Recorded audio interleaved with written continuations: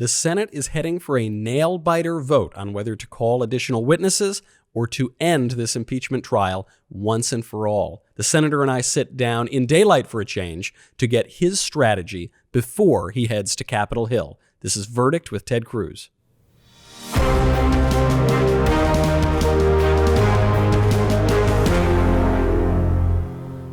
Welcome back to Verdict with Ted Cruz. I'm Michael Knowles. Senator, I don't remember the last time I saw you in daylight. Well, hopefully the sun shining indicates we're near the end of this journey. I want to get your thoughts on the likelihood of that. I want to get your strategy on the last day of questions today. There were some reports coming out that John Barrasso, the number 3 Republican in the Senate, says that the momentum is heading in the direction of not calling additional witnesses. There are other reports that we might get a 50-50 vote, perfectly split, in which case I want to know who breaks the tie. You know, it's an open question. It is close right now. We need 51 votes to definitively say the trial is done. We don't need additional witnesses. Let's move on to final judgment. If we have 51 votes, we can wrap this up in the next couple of days. If we don't, and I hope the momentum's going that way, as we talked about in the last podcast, I think there are at least 2 Republicans who are pretty clearly going to vote with the Democrats, Mitt Romney and Susan Collins. That means they have 49 votes. There are the 2 next most likely are Lisa Murkowski and Lamar Alexander. I don't know where they're going to be. They're holding their cards very close to the vest. They could end up on either side of that. And I think they're considering it carefully. They seem to be genuinely struggling with this decision. If it ends up 50-50, we're in a little bit of uncharted territory. Under the scheduling order we adopted, I think Republican leadership's argument would be 50-50 means witnesses are not in order. In other words, let's move on. Right. You can't have additional witnesses. Okay. I am certain that the Democrats will argue if it's 50-50, it means witnesses are in order. So who decides then? Who knows? Look, there's not a whole lot of precedent here. There's not, under the Senate rules, it's not, I can make the arguments on both sides of that. I understand the arguments on both sides of that. It is possible the Chief Justice will have a view. It is not clear. So the Chief Justice doesn't play the role of the Vice President. You know, normally in the Senate, the Vice President breaks ties. Right. That's not the Chief Justice's role. The Chief Justice's role is to preside. Now, there's some historical precedent for the Chief Justice breaking a 50-50 tie. That happened in the impeachment of Andrew Johnson twice.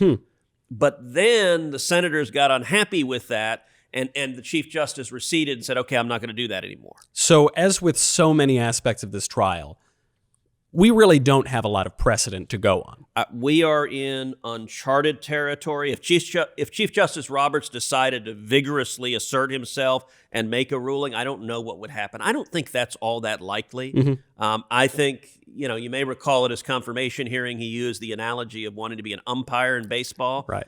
I think that's what he wants to do. And so one of the nice things he did, which he didn't have to do, but yesterday he enforced a 5-minute time limit on answers to questions. That was the same thing Rehnquist had done. There's nothing in the rules that makes him do 5 minutes. Yeah. But I think every senator was grateful, because if it hadn't been a 5-minute time limit, you would have just seen the lawyers on both sides filibuster forever. And so, and you would have only gotten to a handful of questions instead of all. Okay. But that's an example where that was within his discretion. Although that being said, if enough senators disagreed, 51 of us could have overruled it. Right. So it's that sort of ruling is a perfect example of, I think everyone agreed with it, so it was fine. But where it runs into problem is if the Chief Justice is disagreeing with the majority. By the way, you saw the House managers suggest something last night. They said, we're perfectly fine with the Chief Justice deciding everything. Deciding evidentiary motions, deciding everything. Now look, you got to understand, that argument makes perfect sense when you're in the minority. Why is that? There are 47 Democrats. On any party line vote, they're going to lose. Right. They know that. Remember, we had 11 motions on day one. They lost all 11. They understand that. So if you're going to lose on any party line vote, it's in your interest to find any other decision maker. Give the power away, let somebody else make the decision. And even if they think they're not going to win with the chief, they got a better chance if they know that they're outvoted. It's sort of like, all right, in election recounts. Have you noticed that when an election is close, the prevailing party never calls for a recount? Right. Like whoever's been declared the winner, even if by one vote, you don't see that person saying, we need a recount. It's always the guy who's lost. Yes. Because if you've lost, It's your only a chance. recount is the only thing that can benefit you. That's a little bit the same as what's going on here. So obviously then today is going to matter a lot before we get to this vote. The reason I wanted to sit down today before we get to the impeachment trial is I want to hear a little bit about your strategy, how you prepare when you're going in, when you're writing these questions. What are you trying to accomplish? What are you going to ask today when you get to the Hill? Well, you're looking at, all right, what parts of the story haven't been told, what hasn't been told as effectively as it should, what additional facts need to be brought out, what weaknesses in the defense's or the House manager's case should you shine a light on. Some of what I'm looking at, some of the areas that there are still aspects of the evidence of corruption of Burisma, the Ukrainian natural gas company, of Joe Biden and Hunter Biden that still haven't been fleshed out, and that I think need to. So, for example, there is an email exchange that happened when Chris Hines. So Chris Hines is the stepson of John Kerry. John Kerry was Obama's Secretary of State. Chris Hines was business partners with Hunter Biden and with this guy, Devin Archer, who was Chris Hines' college roommate. Three of them were business partners. First Devin Archer and then Hunter Biden both joined the board of Burisma. They both are getting paid $1 million a year. Right. And Chris Hines does a couple of things. Number one, he sends an email to his stepfather's chief of staff, to John Kerry's chief of staff. And he says, apparently, Devin and Hunter both joined the board of Burisma and made a press release went out today. I can't speak to why they decided to do so, but there was no investment by our firm in that company. Trying to clear his name, trying to dissociate himself. It's fascinating that he sends this email. It's also fascinating. John Kerry's chief of staff, notice he doesn't say Devin Archer and Hunter Biden. He says Devin and Hunter. So the chief of staff knows exactly who these guys are. He knows what Burisma is. He doesn't explain Burisma is this Ukrainian company. You may not know it. Chief of staff knew exactly what Burisma was, knew exactly who Devin and Archer was. And what did Chris Hines do? He went on to say he terminated his business relationships with Hunter and Biden, and he said it was unacceptable to work for Burisma. Now, the White House defense team briefly got into this, but the House managers have never had to answer a question on this. They've never had to address. Now, wait a second. If Chris Hines thought it was unacceptable to work for Burisma, did John Kerry think that? Did his stepfather think that? And did Joe Biden? And look, one of the things to keep in mind also, what really matters legally, we've talked about, in any litigation, you want to simplify. Your enemy is getting so complicated and you get bogged down in the weeds. You want to simplify. The question that matters, I did Sean Hannity a couple of days ago, and he had 5 points that are critical. Remember, look, that's fine. I said, Sean, there's one. You want to simplify to what matters. What matters legally is, does a president have the authority to investigate corruption and credible evidence of corruption? Right. If the answer is yes, that's game over. This case is done. Now, and on the fact side, it's worth remembering that listen, the question is not really whether Hunter Biden is corrupt. Hunter Biden, by all appearances, has led a troubled life. Right. This is someone with who's made some unfortunate decisions in his life. The question is whether Joe Biden made decisions that made him part of that corruption. And I don't think so far the connection as to why this is Joe Biden's decision. I'll give you another example. So there was a question, and I joined it. It was a question that Josh Hawley asked, that I joined, and the two of us asked together. And it was about, did Joe Biden ever seek an opinion from the White House counsel's office if he could keep being the point man on Ukraine while his son was getting paid $1 million a year from Burisma? And the White House team said, not that we know of. We have no, one of the things one does in government if one has a potential conflict is you go to the lawyers and say, hey, do I got a conflict here? Right. And you get an opinion and they tell you what to do. And sometimes they tell you, recuse yourself. Don't be involved. So Joe Biden could have said, you know what? This doesn't look good. There this is are not... a ton of countries on planet Earth. I'm just going to stay out of Ukraine stuff. I'll worry about all the other countries.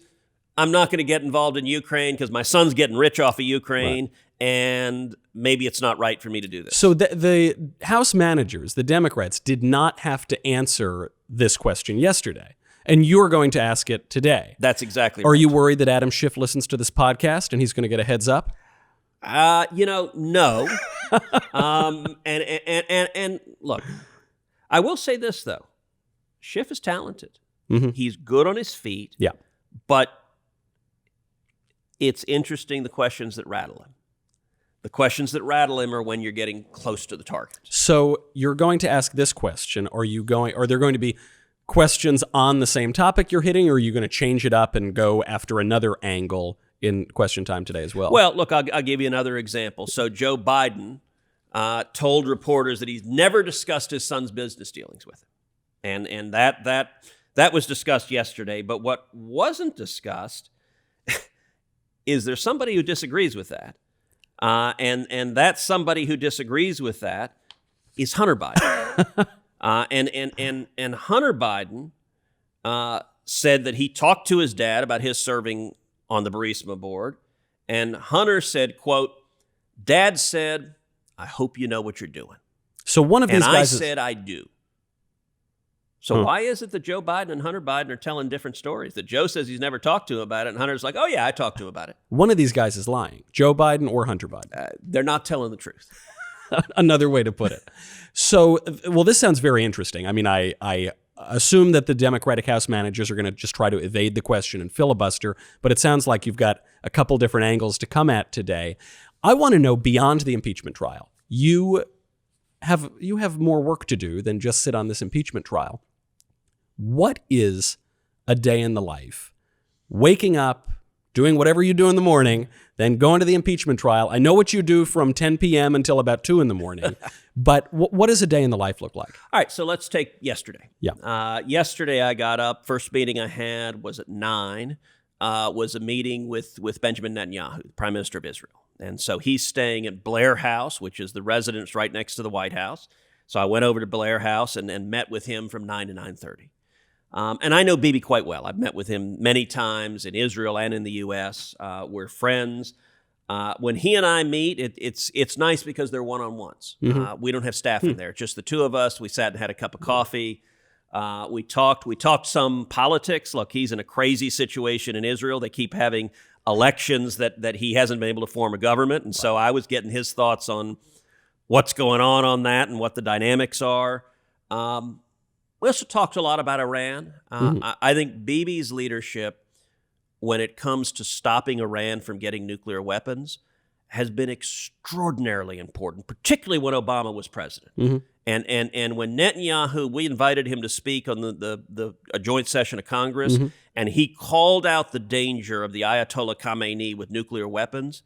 And the adjective I've used a bunch of times for Netanyahu is Churchillian, because it was like Winston Churchill when the Nazis were a gathering storm, that he spoke out with a clarity, he spoke out with a gravity and a weight, and it helped stiffen the spine, frankly, of a lot of members of Congress. One of the reasons Trump pulled out of the Obama nuclear deal is because Bibi was so strong that that you didn't have Republicans in Congress just give up on it and say, oh, well, this is done, let's move on. Right. And so I think that was very important. So I started the day meeting with Bibi, met with him from 9 to 9:30, then went and met with my staff, my team, and we talked strategy for the impeachment hearing. We worked on questions for the impeachment hearing. We just went back and forth, okay, where do we want to press? And spent about an hour doing that. Then I went back to the White House and was there. We talked yesterday about the signing of the USMCA, the U.S. Mexico-Canada Trade Agreement. That was out on the South Lawn of the White House. President was there. Greg Abbott, governor of Texas, was there. A bunch of senators, a bunch of House members were there. Look, it was fun. We heard speeches. The president gave a pretty good speech. He was pretty funny, actually. He was almost like a stand-up comedian. He was spending a lot of time sort of almost tongue-in-cheek kissing up to the senators and saying, hey, I need your votes, guys. My fate is in your hands. And what was amusing is he said, House members, I don't need you guys. You already voted. So you're like, yeah, I can ignore you. But hey, the senators, I mean, it was... And so he signed it. He was giving out signing pens. I've got a signing pen from USMCA, so that was fun. And then from there, went back to the Capitol, and we went into the trial. Trial started at 1 o'clock, and the trial went from 1 o'clock till about 11:15 at night. Yeah. Stayed in the cloakroom for about 45 minutes, trying to see if we could find a deal to get us to 51 and end this trial. So was negotiating with other senators. Got in the truck, headed over here. We recorded the podcast. I got home, probably about 2 in the morning last night. Turned on the DVR and watched about a quarter of the Rockets Jazz game. Don't tell me who won. I only watched a quarter. And then, although I will be amazed if the Rockets won because we're so shorthanded, we're missing Harden and Westbrook and Capella. So if we won, it's a miracle, but I believe in miracles. I have to admit I missed the Rockets Jazz game last night. I'll try to catch it tonight. And then went to sleep about 2:30, woke up this morning. First thing I had this morning was a text from my scheduler saying, hey, Lindsey Graham needs to talk to you on impeachment. So I called Lindsey. Lindsey had just gotten off the phone with the president. And so we talked about, he and I are both working to see, is there a way to get the senators who are not sure where they are on additional witnesses to get them to get them to ending this trial now. And so we're continuing to negotiate and discuss that, and then I headed back to see you. Then you came here, we had a cup of coffee, and did the show. This brings up a fascinating point, because in the way that I was imagining how impeachment goes, and I think for a lot of Americans, it's all kind of pre-planned. It's all scripted. Nothing is happening in the moment. Nobody needs to wake up and call the White House and then call your other senator friend and this. And yet, from what you're describing to me, running into the cloakroom, hearing something, writing down a new question, calling Lindsey Graham, he's on the phone with the president. A lot of this is happening in real time. It's not inevitable. We don't really know how this story ends. But look, I think that's very much right, and that's not true of every senator. There are a lot of senators who are just kind of sitting there listening. They're going to cast their vote, and that's it. Listen, I like to be active. I like to be engaged. As I told Lindsey this morning, I have to admit I'm having a hell of a lot of fun. Now, it's not good for the country. I don't want to see it dragged on. I'd like to see it ended, but it is. These are complicated, tough, strategic, legal, political, factual questions that are they're nuanced. They're difficult, and I think we're going to end up in the right place, which is the president being acquitted. But how long that takes how is an long open that question. takes and how we get there is a different story. Could you just take us really quickly through you're going to get this vote tomorrow, I guess, on whether to call additional witnesses. If they vote no additional witnesses, what do the next 2 weeks look like? So if we vote no additional witnesses, if we get 51 who say no additional witnesses, that we've heard enough, I expect that the Democrats will have kind of paroxysms of rage. So we'll see several motions. Then the motions will all kind of be screw you. There's something like, I can't believe you did this to me, so I have another motion. I have another motion.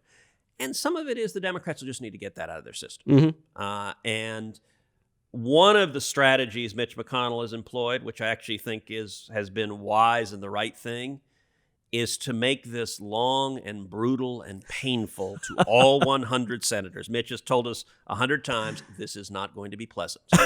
Because he wants the senators to want to end this. That's exactly right. And there are few things more motivating. This is a strange place. So typically we fly out Thursday afternoons to get back home. And we're in our home states Fridays through the weekends.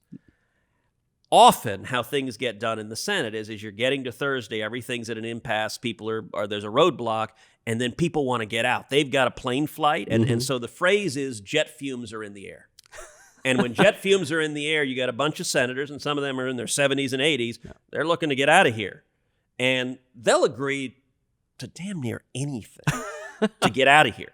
Some of the angriest I've ever made my colleagues is on fights trying to limit out-of-control spending when I've ended up saying, no, I'm going to object, and it's ruined their weekend plans. And I mean, you cannot overstate how screaming and enraged. You're joking. I am not at all. I mean, literally screaming at the top of their lungs.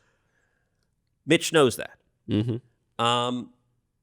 That's being used right now by having these be long, grueling days. What he is counting on is senators, both wobbly Republicans and Democrats, will say, I got to get out of here. Enough already that they won't want to extend things forever. Tomorrow, if we have a vote, no additional witnesses, I think you'll see several Democratic motions. By the way, each motion, you've got an hour on each side to argue it. Right. So it will be, I expect tomorrow is likely to be a long night. Mm-hmm. But then I think we will move to the final judgment. So that would be Saturday, you would say? Yeah, or? there's a period of deliberation, and that deliberation is in closed session. So the TV cameras are off, the reporters are thrown out, and it's just senators giving speeches and talking to each other. And then we vote. I'm not sure the exact timing of a vote, but if we conclude that additional witnesses are not needed, I am confident that by Monday this will be done. This is over. State of the Union is Tuesday. Right. And so if we conclude there are no additional witnesses, I have full confidence we will push through whatever is necessary to get this resolved before the State of the Union. And it will be a very funny State of the Union if this is all resolved before then. What if it's not? What if they vote to call more witnesses? What do the next 2, 3, 4 weeks look like? Nobody knows. I mean, it is presumably you'll have a motion from the Democrats to call John Bolton. If they're 51 who just voted for more witnesses, you have to assume they're 51 for that. Yep. Presumably, you'll have a motion on the other side to call Hunter Biden. I am very confident we'll get 51 for that. You know, Chuck Schumer is telling reporters there will never be 51 to call Hunter Biden. He is full of it. Really? I mean, it's total bluff. It is total spin because he's saying, well, our Democrats will vote no. Well, look, even if 4 Republicans join with the Democrats in calling Bolton, those 4 are not going to say we will only call prosecution witnesses and not defense witnesses. Right. I'm confident if we're calling witnesses, if John Bolton is getting called, that we'll have at least 53 votes to call Hunter Biden. And by the way, Joe Manchin also said he might vote, Democrat from West Virginia, he might vote for Hunter Biden. The point is, if we go down this road, we'll have at least those 2 witnesses. An interesting bit of speculation, I've heard several senators say this in the cloakroom, that they think the Democrats are voting for more witnesses, but desperately hoping, they lose that vote. Because a lot of these Democrats are terrified if we open the door to more witnesses and we bring in, say, Hunter Biden, or we bring in Joe Biden, or we bring in the whistleblower, that things get really bad, because what they've managed to do in the House proceedings is cover up all of the evidence of corruption. We start bringing in witnesses, and suddenly that corruption, it's going to be real interesting seeing Hunter Biden on the floor of the Senate be asked, $1 million a year, what'd you do for that? What services did you provide for $1 million a year? And what'd your dad do to help you out in that? This almost has me hoping for more witnesses, but I just want to be clear. If more witnesses are called, this is not going to continue to be an every single day, 10 hours a day. No, I think that's right. So if the Senate votes to subpoena, let's say we subpoena both John Bolton and Hunter Biden, that's going to take some time to shake out then. Those subpoenas will be served. I think it's likely you'll see litigation, at least on the John Bolton side, with the White House asserting executive privilege, trying to block his testimony. That could take weeks or even months. And so I think what is likely is the Senate would go back to regular business for a period of time until such time as those witnesses can come. And by the way, usually with witnesses, you have a deposition first, and then you have trial testimony. So if we go down the road of more witnesses, I would anticipate that being sometime in the future, minimum of a couple weeks. Okay, so we'll get a little bit of a break, and then the Senate has to go from this very intense trial back into the normal business of the Senate, back into possibly removing the president from office. Yep. That seems like a lot of whiplash. It is, and listen, I think there are a lot of Democrats really nervous about the direction these facts are going. I'll give an example. Yesterday in questioning, Adam Schiff said early on, he said, if any part of the president's motivation is corrupt, then that's enough to convict him.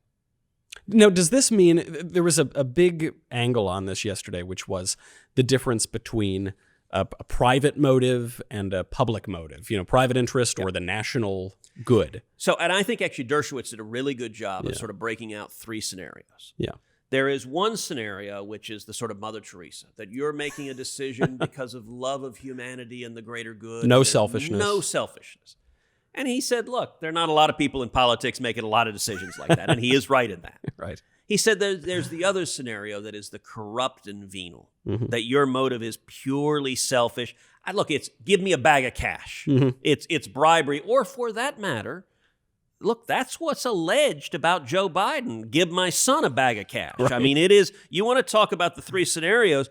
The Biden allegations, at a minimum, are in Category 3. And then Category 2 is the big one, and it's mixed motives, where you have some public interest, you want to do good, but you're also looking to political self-interest. And one thing to keep in mind, listen, with elected politicians, just about everything you do, one of the considerations you're thinking about is, will the folks back home like it? And will this help me get reelected? Right. And that, look, I think politicians think about that far too often. I'm a big believer in the proposition that good policy is good politics. If you do the right thing substantively, it'll play well back home. But you see, we just passed the USMCA. A bunch of senators, a bunch of House members voted for that. A big reason they voted for that is their constituents want them to. It's good politics. Just about everything. All right, let me ask this. Let's apply the Adam Schiff test. If any part of the motive is corrupt, and by corrupt he means thinking it will advance his partisan interest, then it's impeachable and you should remove him from office. Let me ask you a question, Michael. Do you believe any part of Adam Schiff's motivation is partisan? Oh, it couldn't possibly be. Not Adam. Well, maybe yes. I think we would all have to say, of course, part of Adam Schiff's motivation is partisan. What a ludicrous standard. Right. He literally argued if the president had even the tiniest bit of political motivation, he should be impeached and removed from office for high crimes and misdemeanors. So if the politician had a political motivation at all in any degree, then he's got to be thrown out of office. Look, it shows this is a game. They know it's a game. Right. They know that standard. No politician could survive that standard. Look, I'm shocked there's gambling in Casablanca. I mean, that... Do you remember the compliment that was made of Bill Clinton, that he's an exceptionally good liar? Yeah. Yes.